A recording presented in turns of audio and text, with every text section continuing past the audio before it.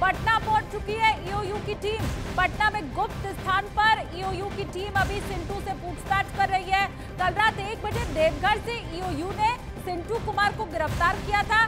4 दूसरे आरोपियों को भी हिरासत में लेकर अभी पूछताछ कर रही है ईओयू की टीम। आपको बताया, नीट पेपर लीक मामले में जिन 4 लोगों को हिरासत में लेकर पूछताछ की जा रही है, उनमें विकास के साथ साथ 3 और लोग हैं।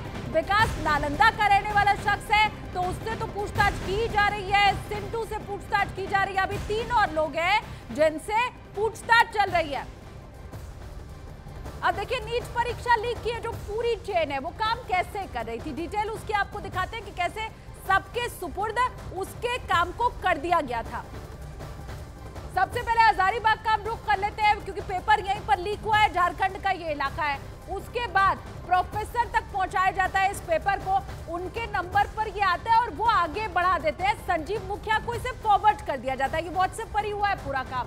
अब उसके बाद संजीव मुखिया, उसने यहाँ पर रिम्स रांची है जहाँ के 10 डॉक्टर ऐसे रहते हैं जो उस पेपर को सॉल्व करते हैं, और इनकी मदद के लिए 2 सॉल्वर और रहते हैं। मतलब 12 कुल लोग हैं, ये एक रांची में और 2 पटना में। ये 12 लोग मिलकर के प्रश्न पत्र के उत्तर लिखते हैं और फिर उसे चिंटू उर्फ बलदेव, अब इस चिंटू को ना आप सिंटू भी कर लीजिए, बड़े सारे उसके नाम है, तो इसको पहुंचा दिया जाता है नालंदा में। इसी के मोबाइल पर सॉल्व किए गए प्रश्न पत्र, उसका उत्तर दोनों भेज दिया जाता है, और फिर उसके बाद यहीं पर सवाल और जवाब का प्रिंट आउट पटना में फिर निकाल लिया जाता है। व्हाट्सएप पर आया, उसका प्रिंट आउट निकाला गया और लर्न एंड प्रे स्कूल में सारे अभ्यर्थियों को इकट्ठा कर लिया। ये वो लोग थे जिन्होंने पैसे दिए थे, जिनके माँ बाप ने पैसे दिए थे, बस यहीं पर इनको प्रिंट आउट दिया गया।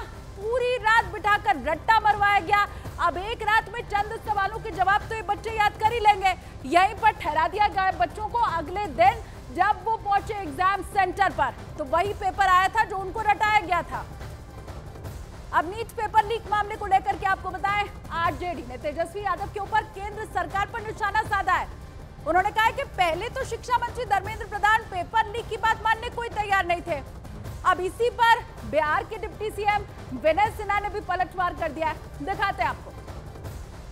धर्मेंद्र प्रधान जी वरिष्ठ नेता हैं, भाजपा के बड़े अनुभवी मंत्री हैं, वो तो मानते ही नहीं थे कि भाई पेपर लीक हुआ।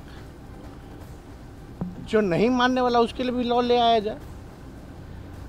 लगातार पुल गिर रहा है, आज भी सिवान में लगातार पुल गिर रहा है, लगातार ट्रेन हादसा हो रहा है, लगातार पेपर लीक हो रहा है। एक बता दो किस पे कार्रवाई की गई हो, कौन पकड़ा जा रहा है? हाँ, घूम फिरा करके तेजस्वी और लालू जी को गाली देते हैं लोग, इशू को डाइवर्ट करने के लिए। हम ही लोग पुल गिरवाते हैं, हम ही लोग ट्रेन हादसा करवाते हैं, हम ही लोग पेपर लीक करवाते हैं। आज नेता प्रतिपक्ष क्यों नहीं बता पा रहे हैं कि उनके पीएस प्रीतम रूम बुक कराया था या नहीं, सिकंदर को ठहराया था या नहीं, अनुराग उसके नाम पर ठहरा था या नहीं। सिकंदर वही है जो उनके पिताजी श्रीमान लालू प्रसाद यादव रांची में थे तो सेवादार था कि नहीं। उस व्यक्ति को जल संसाधन विभाग में जेई और जेई से नगर विकास में कई जगह का प्रभार किसने दिया? आप मंत्री थे उस समय या नहीं? ये जवाब क्यों नहीं दे पा रहे हैं?